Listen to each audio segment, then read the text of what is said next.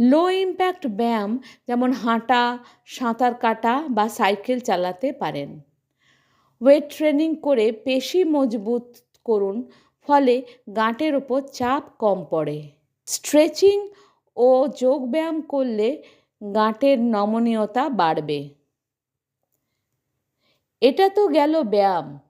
এবার খাদ্যাভ্যাস ঠিক করুন।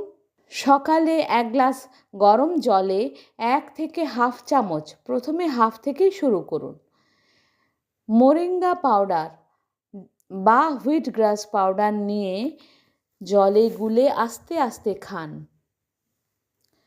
মোরিঙ্গা পাউডার কি করে? মোরিঙ্গা পাউডার ব্যথা কমায়, ক্যালসিয়াম ও ম্যাগনেসিয়ামে ভরপুর, ইমিউনিটি বুস্টার এবং ওজনকে নিয়ন্ত্রণ করে।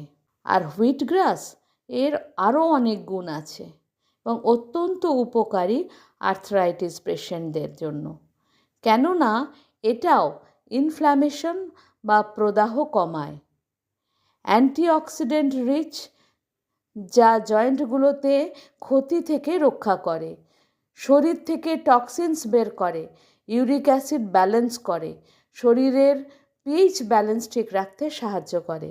সুতরাং সকালে উঠে আপনারা এটা অবশ্যই খান।